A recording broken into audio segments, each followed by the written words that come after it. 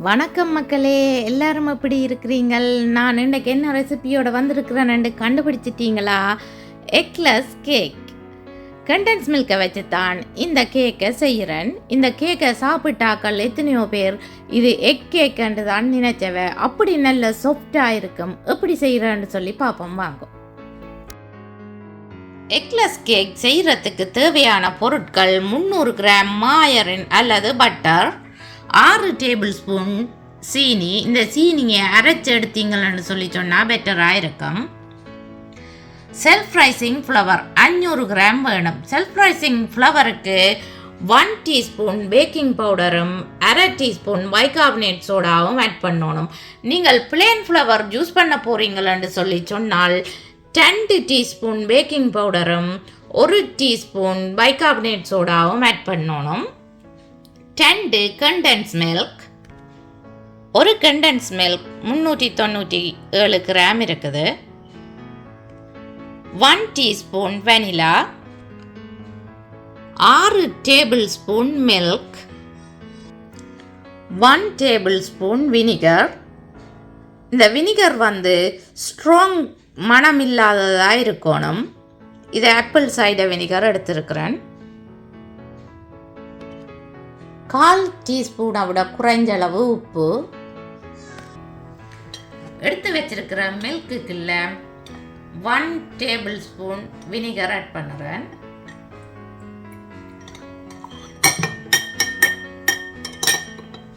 இந்த milk butter மில்காக வரும். நீங்கள் விரும்பினால் இதுக்கு பதிலாக யோகர்ட்டும் யூஸ் பண்ணலாம்.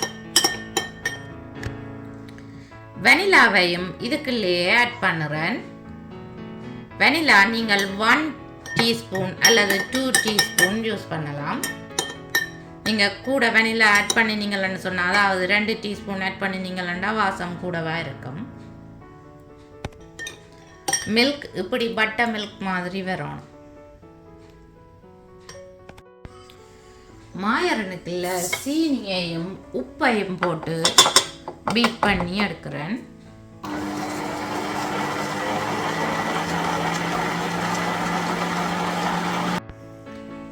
மாயரின் கிரீமியா வந்த பிறகு எடுத்து வச்சிருக்கிற டின் மில்கை விடுகிறேன். 2 டின் மில்கையும் விடணும்.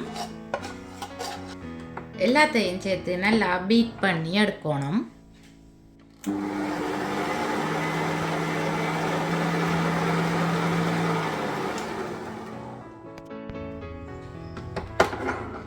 இடைக்கிட இந்த மிக்சரை கலந்து விட்டீங்கன்னு சொல்லி சொன்னாதான் சீனி வடிவாக கரப்படும்.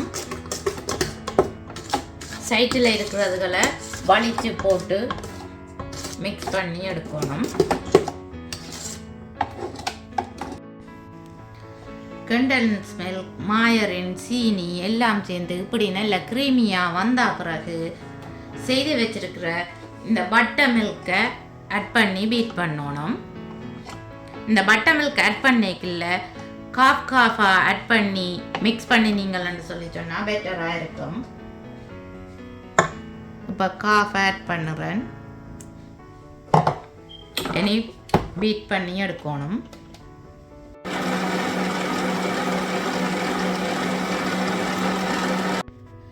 இப்போ எல்லாம் நல்லா மிக்ஸ் பண்ணப்பட்டுட்டது. செல்ஃப் ரைசிங் ஃப்ளவரோட பேக்கிங் பவுடரையும் பைகார்பனேட் சோடாவையும் போட்டு நல்லா மிக்ஸ் பண்ணி எடுத்து வச்சிருக்கிறேன். அதாவது அரிச்சு எடுத்து வச்சிருக்கிறேன். எடுத்து வச்சுக்கிற மாவை கொஞ்சம் கொஞ்சமாக போட்டு மிக்ஸ் பண்ணணும். 500 கிராம் மாவையும் போட்டு மிக்ஸ் பண்ணி எடுத்துட்டேன். இந்த மா திக்காக இருக்குது, அதாவது இந்த பேட்டர் திக்காக இருக்குது. நாங்கள் ஜூஸ் பண்ணின இந்த கண்டென்ஸ் மில்க் டின்னுக்குள்ள 2 tablespoon warm water add பண்ணுறேன். வார்ம் வாட்டர் ஆட் பண்ணி நல்லா கலக்கி எடுக்கணும். ஒவ்வொரு டின்னுக்கையும் 2 tablespoon warm water add பண்ணியிருக்கிறேன். டோட்டலாக 4 tablespoon warm water. Condense milk டின்னுக்குள்ள ஆட் பண்ணி இருக்கிற வார்ம் வாட்டரை நல்லா ஆறினா பிறகு இந்த கேக் பேட்டருக்குள்ள கொஞ்சம் கொஞ்சமாக விட்டு மிக்ஸ் பண்ணி எடுக்கணும். டின்னுக்கு இருக்கிற எல்லா தண்ணியையும் விட்டு மிக்ஸ் பண்ணினா பிறகு இந்த பேட்டர் வந்து இறுக்கமாக இருக்கக்கூடாது, கொஞ்சம் லூஸ் தன்மையாக இருக்கணும். அதாவது கேக் பேட்டருக்குரிய தன்மைக்கு வரணும். அப்படி தண்ணி காணாதுன்னு சொல்லி சொன்னால் நீங்கள் 1 to 3 டேபிள் ஸ்பூன் தண்ணி ஆட் பண்ணி மிக்ஸ் பண்ணலாம். இந்த பதத்துக்கு கேக் பேட்டர் வரணும். இப்போ கேக் பேட்டர் ரெடி ஆகிட்டு அவனை 180 டிகிரி செல்சியஸில் மேலையும் கீழையும் ஹீட் வர்ற மாதிரியான செட்டிங், அதாவது எலக்ட்ரிக் செட்டிங்கில் விட்டுருக்கிறேன். 10 மினிட்ஸ் ப்ரீஹீட் பண்ணணும். கேக் ட்ரேக்குள்ளே விட்டு பரவி எடுக்கிறேன். எத்தனையோ வியூவர்ஸ் என்ன சைஸ் கேக் ட்ரே யூஸ் பண்ணுற நீங்கள்ண்டு கேட்குறவ, அதால் கேக் ட்ரேயின் சைஸையும் போடுறேன். இந்த கேக் ட்ரேயின் சைஸை பார்த்தீங்கன்னு சொல்லி சொன்னால் அகலம் 9.5 இன்ச், நீளம் 11.5 இன்ச்.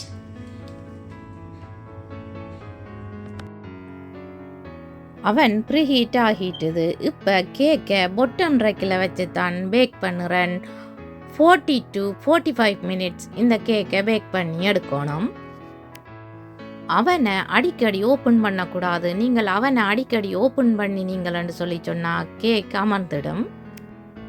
அவனின்ற அடிப்பகுதி நல்லா க்ளீனாக இருக்கணும்.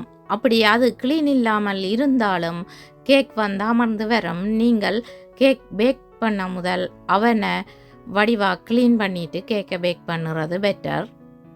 நான் இந்த கேக் பேக் பண்ண முதல் அவன்ற அடிப்பகுதியை க்ளீன் பண்ண மறந்துட்டேன். அதால் கேக்கை பார்த்தீங்கன்னு சொல்லி சொன்னால் லைட்டாக மிடில் அமர்ந்த மாதிரி இருக்குது.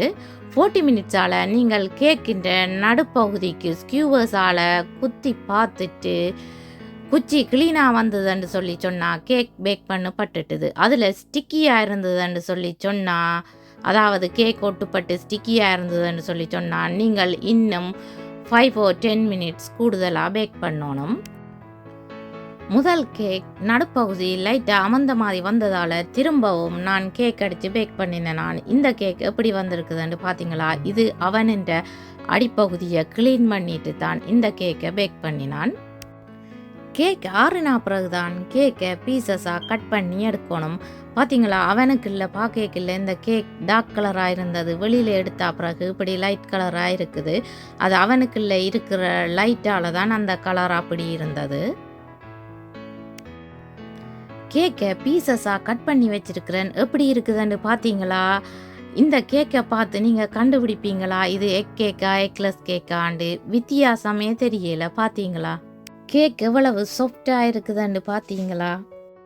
நீங்களும் இந்த கேக்கை செய்து பார்த்து எப்படி வந்தேன்னு சொல்லி ப்ளீஸ் மறக்காமல் எனக்கு கமெண்ட் போடுங்க. மீண்டும் இன்னும் ஒரு இன்ட்ரெஸ்டிங்கான வீடியோவில் உங்களை சந்திக்கும் வரை உங்களிடமிருந்து விடைபெறுவது உங்கள் மதி. பாய்.